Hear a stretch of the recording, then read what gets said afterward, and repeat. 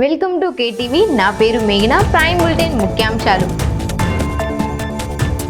బద్వేలులో CPI ప్రచార జాత ముగింపు. సెప్టెంబర్ 1న చలో ఢిల్లీని జయప్రదం చేయాలని గుజ్జల ఈశ్వరయ్య పిలుపు.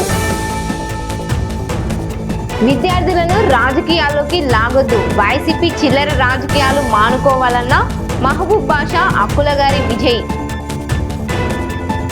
ప్రొద్దుటూరు ఏఎంసీ ఇన్ఛార్జ్ చైర్మన్ గా పట్నం లక్ష్మణ్. ఎమ్మెల్యే వరదరాజులరెడ్డి సమక్షంలో బాధ్యతల స్వీకరణ. బద్వేల్ టీడీపీ నేత కొంకుల రాంబాబు జన్మదిన వేడుకలు. ప్రజల ఆశీర్వాదమే తనకు బలమని వెల్లడి.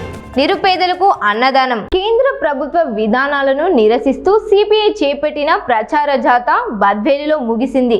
పార్టీ కార్యాలయం నుంచి పూర్వ సర్కిల్ వరకు భారీ ర్యాలీ నిర్వహించారు.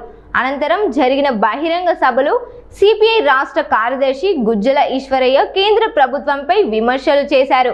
దేశంలో నిరుద్యోగం, ధరల పెరుగుదల, అసమానతలు పెరుగుతున్నాయని అన్నారు. రైతులకు కనీస మద్దతు ధరలకు చట్టబద్ధత కల్పించాలని, యువతకు ఉద్యోగాలు ఇవ్వాలని డిమాండ్ చేశారు. సెప్టెంబర్ 1న ఢిల్లీలో నిర్వహించే చలో ఢిల్లీ కార్యక్రమాన్ని విజయవంతం చేయాలని సిపిఐ శ్రేణులకు ఈశ్వరయ్య పిలుపునిచ్చారు. భారత కమ్యూనిస్ట్ పార్టీ సిపిఐగా మేము విజ్ఞప్తి చేస్తా ఉన్నాం. నరేంద్ర మోడీ గారి పరిపాలన ఈ దేశ రాజ్యాంగ వ్యవస్థను విచ్ఛిన్నం చేయడానికి ప్రయత్నం చేస్తా ఉంది. భారత రాజ్యాంగం అంబేద్కర్ గారు దాదాపు 2 సంవత్సరాల 11 నెలల 22 రోజుల పాటు ప్రపంచ దేశాలన్నింటి కూడా అధ్యయనం చేసి ఈ భారతదేశంలో స్వేచ్ఛ, సమానత్వం, సౌభ్రాతృత్వం అనేటువంటి లక్ష్యాలు పెట్టి ఈ దేశానికి అప్లై చేస్తే ఈ రోజు Bharatiya Janata party, RSS, NDA కూటమి అధికారంలోకి వచ్చిన ఈ 12 సంవత్సరాల్లో వాటి విధ్వంసం చేయడమే లక్ష్యంగా పెట్టుకుంది.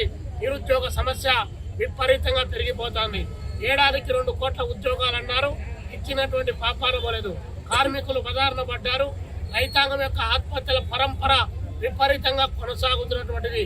ఈ నేపథ్యంలో కేంద్రంలో అధికారంలో బీజేపీ అనేటువంటిది కొనసాగితే ఈ దేశంలో కులము, మతము, ప్రాంతీయతత్వము, విచ్ఛిన్నవాదం అనేటువంటిది పెరిగి పెద్దదవుతుందని చెప్పి, కాబట్టి బదలావో జరూరి హై, మార్పు కోరదాం రండి ప్రజలకు పిలిపిస్తా ఉంది సిపిఐ. మరి అదేవిధంగా రాష్ట్రంలో చంద్రబాబు నాయుడు గారు కూడా కేంద్ర ప్రభుత్వానికి తానా అంటే తందానా అని చెప్పి భజన కార్యక్రమాల్లో మునిగి తేలుతా ఉన్నాడు. రాష్ట్ర అభివృద్ధిని గురించి మాటలు చెప్పడమే తప్ప ఆచరణలో ఎక్కడ కూడా అభివృద్ధి లేదు. ఈరోజు వెనకబడ్డటువంటి రాయలసీమ ప్రాంతానికి దాదాపు 1,00,000 కోట్ల రూపాయల ప్యాకేజీ కావాలని ప్రతి జిల్లా కూడా ఈరోజు డిమాండ్ చేస్తా ఉంది. కానీ నీటిపారుదల ప్రాజెక్టులు ఎక్కడ వేసిన గొంగలు అక్కడే అన్న చిన్నంగా 40 సంవత్సరాల కాలంగా అవి ఎక్కిరిస్తా ఉన్నాయి. పూర్తి కాలేదు. పంట కాలువలు పూర్తి కాలేదు. రైతాంగానికి నీళ్లు అందించినటువంటి పాపాన పోలేదు.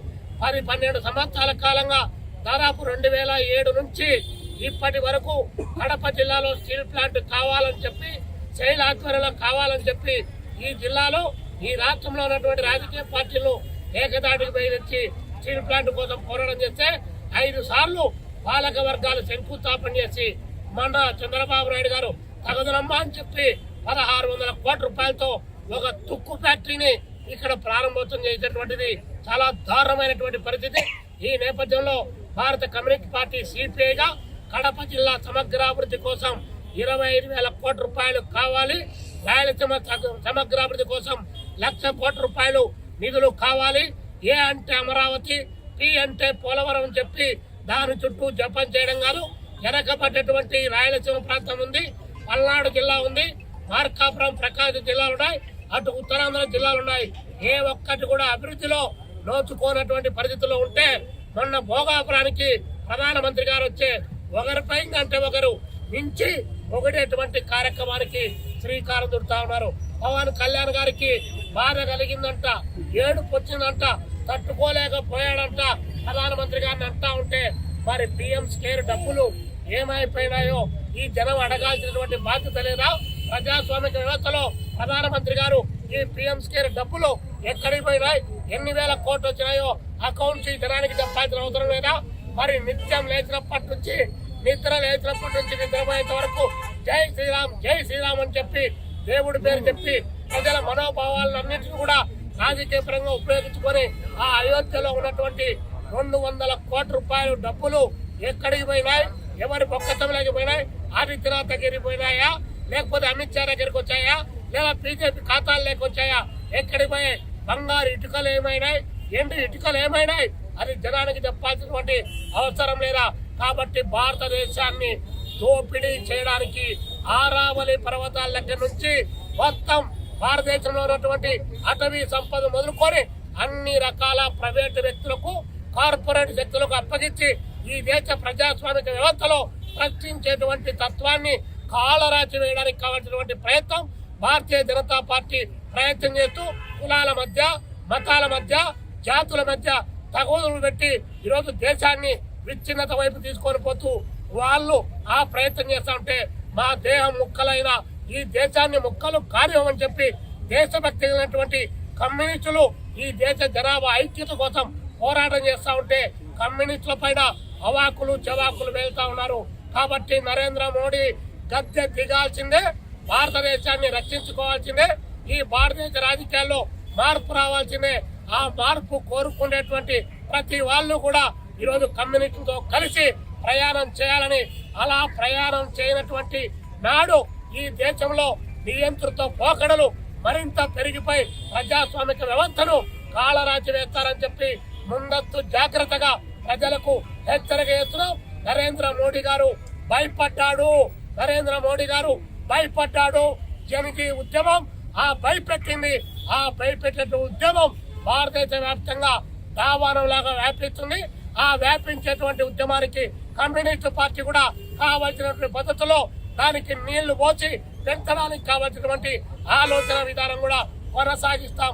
ఆ నేపథ్యంలోనే సెప్టెంబర్ 1వ తారీఖు ఢిల్లీలో ఉన్నటువంటి రామ్లీలా మైదానంలో దేశవ్యాప్తంగా లక్షలాది మంది జనాన్ని సమీకరించి అక్కడ ఈ భారతదేశ పరిపాలన పైన, ఈ యొక్క తిరోగమన విధానాల పైన ప్రజా యుద్ధాన్ని ప్రకటించబోతున్నామని చెప్పి తెలియజేస్తా ఉన్నాం. ఢిల్లీలో జరిగిన ఘటనకు సంబంధించి తమ పార్టీపై వైకాపా చేస్తున్న ఆరోపణలు రాష్ట్ర ఉర్దూ అకాడమీ డైరెక్టర్ మహబూబ్ బాషా అక్కులగారి విజయ్ తీవ్రంగా ఖండించారు. విద్యార్థులు మైనర్లను రాజకీయ ర్యాలీలకు బలవంతంగా తీసుకెళ్లడం సరికాదని పేర్కొన్నారు. అరాచక రాజకీయాలను సహించేది లేదని మహబూబ్ బాషా అక్కులగారి విజయ్ స్పష్టం చేశారు. ఈరోజు మేము ప్రెస్ మీట్ కు రావడానికి కారణం అందరికీ తెలిసిందే. ఢిల్లీలో నీటికి సంబంధించిన జరిగినటువంటి అక్రమాలపై కాక్రోచ్ పార్టీ వాళ్ళు జెన్జీ వాళ్ళు చేశారు. దాంట్లో నిజంగా అవకతవకలు జరిగినాయి. దానికి కేంద్రం కూడా స్పందించి రాజీనామా చేసి దాన్ని రద్దు చేయడం జరిగింది. ఇప్పుడు వైకాపా పార్టీలో జెన్జీలు ఎంతమంది ఉన్నారో మాకు తెలియదు. అదొక కిరాయి పార్టీ, అదొక కసాయి పార్టీ, అదొక అంతకుల పార్టీ. ఈ వైకాపా పార్టీకి పొద్దుగా ప్రజల్లోకి ఏ విధంగా పోవాలో తెలియక డిఎస్సిని అక్రమాలు జరిగినాయని చెప్పేసి మా లోకేష్ గారి మీద, మా తెలుగుదేశం పార్టీ మీద బురద జల్లే కార్యక్రమం మాత్రమే పెట్టుకున్నారు. సరే, వాళ్ళు ఏదో ప్రజల్లోకి వచ్చినారు, రిలే నిరాహార దీక్షలు చేసినారు. ఎక్కడ మా పార్టీకి సంబంధించి అడ్డుగించడం కానీ, చేయొద్దని నిరసనలకు ఆపడం కానీ ఏం చేయలే. వాళ్ళ మాదిరి చేసుకున్న వాళ్ళు చేసుకున్నారు. ల్యాండ్ ఆర్డర్ ప్రాబ్లం వస్తుందని చెప్పేసి రిలే నిరాహార దీక్ష తర్వాత ర్యాలీలకు అయితే పర్మిషన్ ఇయ్యలే. అది ఒక ఎత్తు అయితే, రిలే నిరాహార దీక్షలో కూడా జెన్జీ అని ఒక పేరు పెట్టుకున్నారు. మళ్ళా యువకులు ఒక్కరు కూడా లేరు దాంట్లో. మళ్ళా మైనర్ బాలికలు, మైనర్ బాలులను కూడా వెల్కమ్ చెప్పి దాన్ని ప్రెజర్ పెట్టి దాంట్లో ఉండే విద్యా వ్యవస్థల్లో ఉండేటువంటి పెద్దగా ఆ సంబంధించిన ప్రిన్సిపల్స్ కావచ్చు, దానికి సంబంధించినటువంటి కరెస్పాండెంట్స్ కావచ్చు, ప్రెజర్ పెట్టి మీరు తీసుకువెళ్ళారు. మీ ప్రజాబలం ఎంత మట్టుకుందో, మీరు ఎంత దిగజారిపోయినారో ఆ విషయం అంతా భాష మా సహోదరుడు భాష చెప్పారు. అది పక్కన పెడితే, ఇదంతా జరిగిన తర్వాత బీటెక్ రవి గారు దానికి సంబంధించి విద్యా వ్యవస్థల కాడికి వెళ్ళడం, అది దాన్ని మందలించి ఇలా మంచిది కాదని చెప్పడం, దాని తర్వాత మళ్ళా ఈ నాయకులంతా మళ్ళా ప్రెస్ మీట్లు పెట్టారు. అందుకే అంటారు మినిమం డిగ్రీ అయినా పాస్ అయినాలని ఆయన రాజకీయాల్లో. ఆ డిగ్రీ అయినా పాస్ కాకుండా అవగాహన లేని మాటలు మాట్లాడారు. నేను నవీన్, అతను నాకు తెలిసి SCERT దాంట్లో ఒక ఎంప్లాయ్. అతను స్టేట్ నెంబర్ 1 ర్యాంక్ వచ్చింది, అది అందరికీ తెలిసిన విషయమే, మేము కూడా చెప్తా ఉన్నాము. కానీ తన తండ్రికి ఆరోగ్య స్థితి బాగలేక తన వ్యక్తిగత కారణాలతోటి అతను కౌన్సిలింగ్కు అటెండ్ కాలేకపోయినాడు. రాష్ట్రంలో కాదు దేశంలో నీతో నెంబర్ 1 వచ్చినా కూడా కౌన్సిలింగ్ అటెండ్ కాకపోతే ఆడ సీట్ ఇచ్చేది ఉండదు, ఇక్కడ ఉద్యోగం ఇచ్చేది ఉండదు. అది రూల్స్ ఉన్నాయి. అదే హైకోర్టుకు పోయి అతను నవీన్ అనే అతను 30 సార్లు నేను మా తండ్రి ఆరోగ్య పరిస్థితి సరిగ్గా లేక 30 మార్లు కాల్ చేస్తే నా వ్యక్తిగత కారణాల వల్ల నేను లిఫ్ట్ చేయలేదని చెప్పినాడయ్యా. అది మీరు తెలుసుకోండి. అంటే మీరు అటెండ్ కాకోకుండా కౌన్సిలింగ్కు మళ్ళీ మేము కోర్టుకు పోతాము మాకు అది ఇవ్వలేదంటే కొన్ని సిస్టమ్ రూల్స్ అండ్ రెగ్యులేషన్స్ ఉంటాయి. అది తెలుసుకొని ఫస్ట్. అది తెలుసుకోకోకుండా మోసము, అది ఒక కపటము, ఇది ఒక అన్యాయం జరిగింది అనేది మాట్లాడకూడదు. బురద జల్లే కార్యక్రమం చేయకూడదు. లోకేష్ బాబు గారు 16,000 డిఎస్సి ఉద్యోగాలు భర్తీ చేసి ఎంతో మంది ఉపాధ్యాయులుగా ఎంతో మంది ఫిలప్ చేసి ఎంతో మంది ఆనందానికి అతను దోహదం పన్నాడు. సరే నిన్న ఏదో జరిగిపోయింది. బీటెక్ రవి గారు ఒక మాట అన్నారని యూజ్లెస్ ఫెలో అని అన్నాడని పెద్ద ఏదో బూతు చూపించారు. ఇప్పుడు మీరే చెప్పండి. ఓ మై సన్ అంటాం. ఏమని? Oh my son. దాని అంటే అర్థం ఏమిటి? మై సన్, నా కొడక. అదేమన్నా తప్ప? Useless fellow.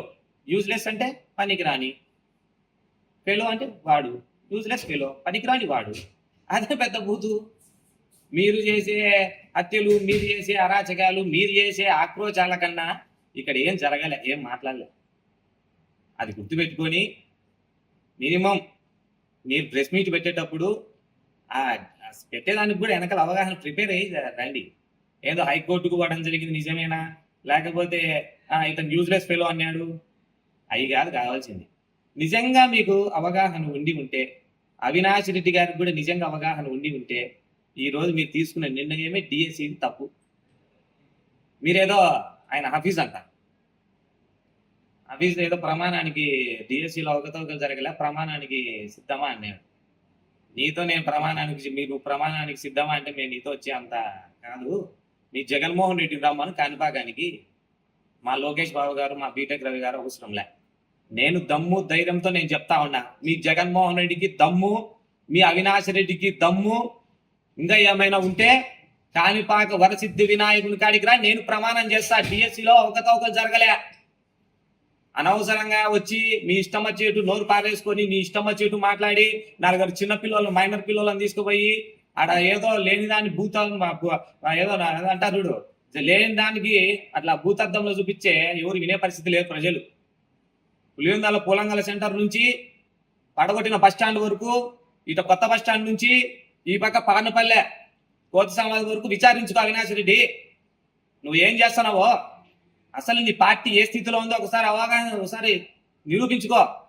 ఎక్కడే కానీ నీ కౌన్సిలర్ కానీ ఇంకోరు కానీ ఎంతమంది మాకు రాత్రులు ఫోన్లు చేసి ఎంతమంది చెప్పుకుంటానో మాకు తెలుసు. బయటకు వచ్చి మాట్లాడడం కాదు, ప్రమాణాలు చేయడం కాదు. అన్నిటిపైకి మేము వైకాపా పార్టీకి ఒకటే చెప్తా ఉన్నాం, మేము శాంతియుతంగా చర్చలకైతే సిద్ధం. అలాగే డిఎస్సి మీద కూడా చర్చలకు సిద్ధం అనడానికి కోర్టు క్లారిటీకి ఇచ్చింది. మళ్ళీ దానికి రాజ్యాంగం చేయకోకుండా మీరు ఎప్పుడైనా సరే జగన్మోహన్ రెడ్డి, అవినాష్ రెడ్డిని కాణిపాక వరసిద్ధి వినాయకుడి కాడికి వచ్చేటట్టుంటే నేను సిద్ధం. వాళ్ళను ఆ ర్యాలీలో పాల్గొనే విధంగా చేయడం ఎంతో దురదృష్టకరం. ఎందుకు చెప్తామంటే చిన్నపిల్లలు రాజకీయాలలో మైనర్ బాలులు అయితేమి ఉండకూడదనే ఉద్దేశంతో నిన్నటి రోజున మన ఇన్ఛార్జ్ వర్యులు బీటెక్ రవి గారు ఈ యొక్క విషయం తెలుసుకున్న వెంటనే మనమే పోవాలి కాలేజీ దగ్గరికి, మనం పిలిపించుకొని కూర్చొని మాట్లాడదామంటే లేదు, ఇది ఇట్లే కొనసాగితే రాబోయే రోజుల్లో చిన్నపిల్లల భవిష్యత్తును కూడా వీళ్ళు రాజకీయాలకు వాడుకుంటారు. స్కూల్ యజమానులు అయితేమి, కాలేజీ యజమానులకు అయితేమి మనం గట్టిగానే చెప్పాలా అనే ఉద్దేశంతో ఆయన ఒక సంకల్పంతో 3 కాలేజీలకు తిరిగి ఎక్కడైతే కాలేజీలు పోయినారో ఆ కాలేజీ యజమానులు పిలిచి దండించడం జరిగింది. వాళ్ళు చెప్పిన మాటల ప్రకారంగా మాకు చాలా ఒత్తిడి ఉంది, వైఎస్ఆర్సీపీకి సంబంధించిన కొంతమంది నాయకులు వాళ్ళు ఫోన్ చేసి కొంతమంది వచ్చి బెదిరించి పిలిచకపోవడం జరిగింది అన్నారు. దానికి బీటెక్ రవి గారు ఈ యొక్క ర్యాలీకి సంబంధించిన అధ్యక్షత వహిస్తున్న అవినాష్ రెడ్డి గారికి సూటి ప్రశ్న చెప్పినారు. ఏం చెప్పారంటే ఆయన చిన్న పిల్లలను కూడా రాజకీయాలకు వాడుకోవడం నీ అంత చేతగానితనానికి ఇది ఒక నిదర్శనమని ఆయన చెప్పారు. దానికి నువ్వు నిజంగా నీ పార్టీ వాళ్ళు మీరు అందరు కలిసి తల్లిదండ్రులకు ఆ పిల్లలను పిలిచబోయినందుకు తల్లిదండ్రులకు బహిరంగ క్షమాపణ చెప్పమన్నారు. దానికి ఆయన బహిరంగ క్షమాపణ చెప్పకపోముగా ఆ యొక్క విషయాన్ని కూడా ఆయన పూర్తిగా ఆయన మీడియా ముందు కానీ ఎవరి ముందర కానీ ఆయన చెప్పకపోయినారు. కానీ నిన్న రోజున వైఎస్ఆర్సీపీకి సంబంధించిన కొంతమంది లీడర్లు ప్రెస్ మీట్ పెట్టి మేము ఎక్కడ కూడా విద్యార్థులను పిలుచుకోపోలే, ఎక్కడ కూడా మా వాళ్ళు చెప్పలే అంటారు. ప్రొద్దుటూరు వ్యవసాయ మార్కెట్ కమిటీ ఇన్ఛార్జ్ చైర్మన్ గా పట్నం లక్ష్మణ్ బాధ్యతలు స్వీకరించారు. ఎమ్మెల్యే నంద్యాల వరదరాజుల రెడ్డి సమక్షంలో మార్కెట్ కమిటీ కార్యాలయంలో ప్రమాణ స్వీకారం చేశారు. ఇప్పటి వరకు చైర్మన్ గా ఉన్న వద్ది సురేఖ బాలుడు అనారోగ్య కారణాలతో రాజీనామా చేయడంతో ఆమె స్థానంలో వైస్ చైర్మన్ గా ఉన్న లక్ష్మణ్ కు ఇన్ఛార్జ్ బాధ్యతలు అప్పగించారు. రైతులకు మెరుగైన సేవలు అందించడంతో పాటు మార్కెట్ లో పారదర్శకత, న్యాయమైన ధరలు అందేలా కృషి చేస్తానని లక్ష్మణ్ తెలిపారు. కార్యక్రమంలో మాజీ ఎమ్మెల్సీ బచ్చల పుల్లయ్య, పలువురు ప్రజాప్రతినిధులు, టీడీపీ నాయకులు, కార్పొరేషన్ డైరెక్టర్లు, మార్కెట్ కమిటీ సభ్యులు, కార్యకర్తలు పాల్గొన్నారు. వ్యవసాయ మార్కెట్ కమిటీ ప్రొద్దుటూరు అధ్యక్షురాలు అనారోగ్య రీత్యా రాజీనామా చేసిన కారణంగా కమిటీ ఉపాధ్యక్షుడైన నేను పట్నం లక్ష్మణ్ కుమార్ అను నేను ఇన్ఛార్జ్ అధ్యక్షుడిగా నియమితమైనందున 1966 సంవత్సరపు ఆంధ్రప్రదేశ్ మార్కెట్ల చట్టం, 1969 సంవత్సరపు మార్కెట్ల నియమావళి మరియు మార్కెట్ కమిటీ నిబంధనలకు లోబడి నా విధులను సమర్థవంతంగా, నిష్పక్షపాతంగా నిర్వర్తించుచు రైతు సంక్షేమమునకు మరియు ప్రొద్దుటూరు వ్యవసాయ మార్కెట్ కమిటీ అభివృద్ధికి నా వంతు కృషి చేయగలనని దేవుని మీద ప్రమాణం చేయుచు ఈ దినము 13/8/2026 తేదీన ఇన్ఛార్జ్ అధ్యక్షుడిగా పదవి బాధ్యతలను స్వీకరించుచున్నాను. మొట్టమొదటిగా ప్రొద్దుటూరు మార్కెట్ యార్డ్కి చైర్మన్ మహిళా కోటా కింద వచ్చిన కారణంగా వద్ది సురేఖ గారిని మార్కెట్ యార్డ్ చైర్మన్ అధ్యక్షురాలిగా చేయడం జరిగింది. ఆయమ్మ కొంతకాలం జరిగిన తర్వాత కొంత అనారోగ్య కారణంగా అది ఆఫీసుకు రాలేని పరిస్థితి, మరి ఇక్కడ వచ్చి పరిపాలన చూడలేని పరిస్థితిలో ఉండబడిన కారణంగా ఆయన కొంచెం తీవ్రమైన జబ్బు వచ్చింది ఆయమ్మకు.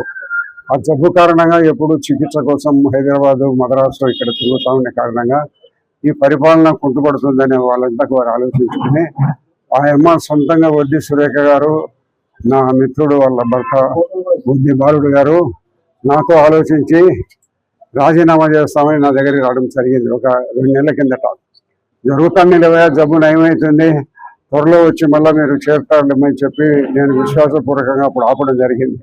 అయితే కొంచెం జబ్బు తీవ్ర పరిస్థితికి పోతా ఉండే కారణంగా పరిపాలన స్పందిస్తుందనే ఒక ఉద్దేశంతో మాకు ఇచ్చిన గౌరవం అన్నా మళ్ళీ మేము ఇప్పుడు బీసీలకు ఇవ్వడం కూడా జరిగింది.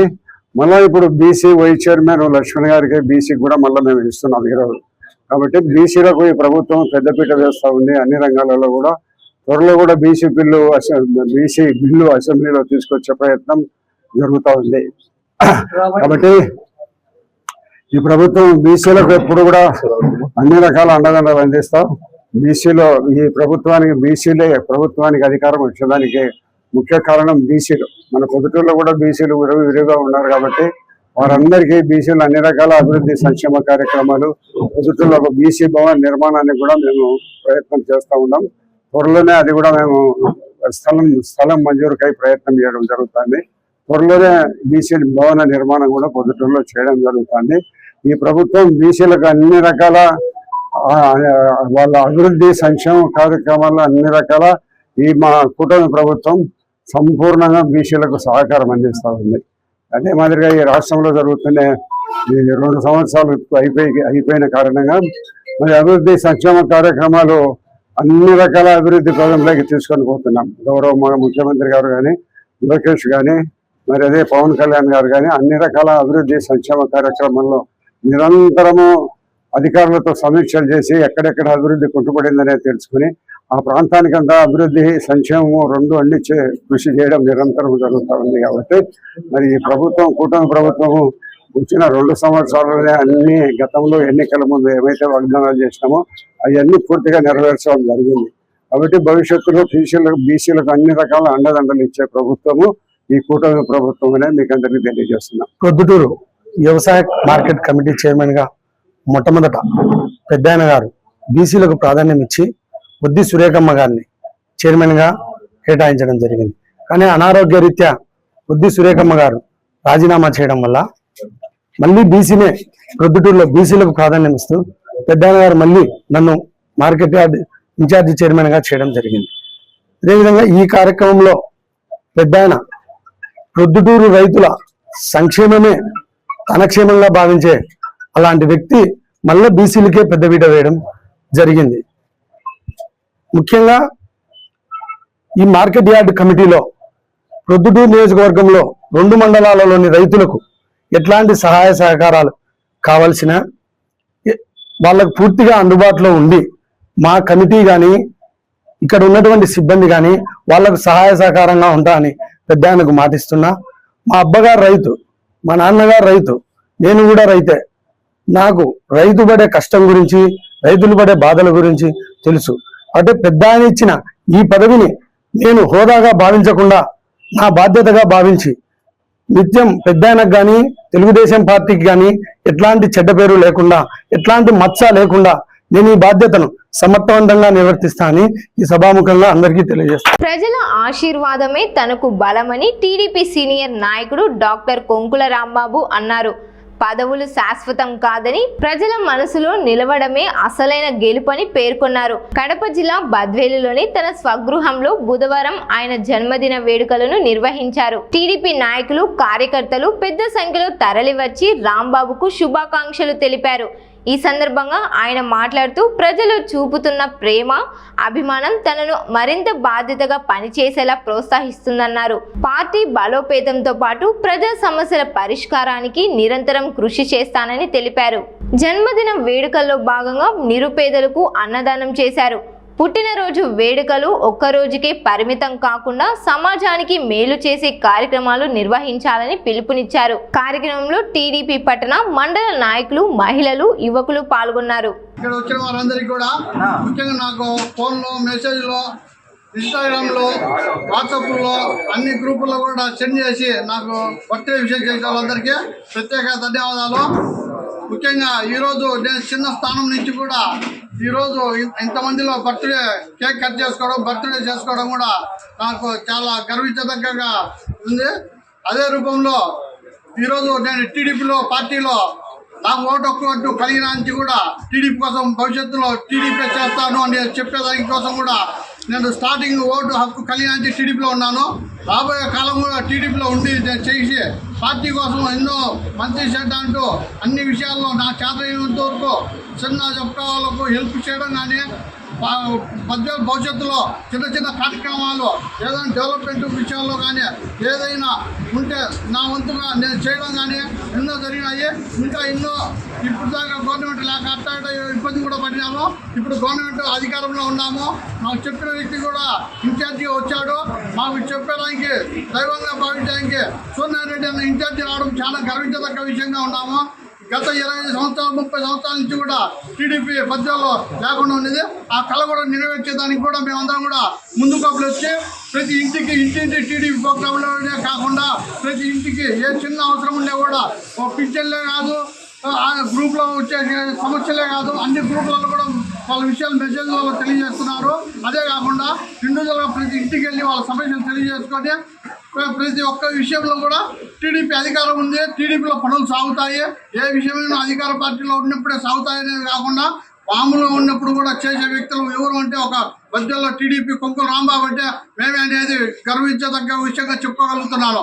ఈ పుట్టినరోజుకు ఇంతమంది వచ్చి నాకు బర్త్డే విషయం చేసి ఈ కేక్ కట్ చేసుకుంటాను అంటే చిన్న స్థానం నుంచి ఈ స్టేజ్కి వచ్చినామంటే అందరికీ చాలా ధన్యవాదాలు తెలియజేసుకుంటున్నాను.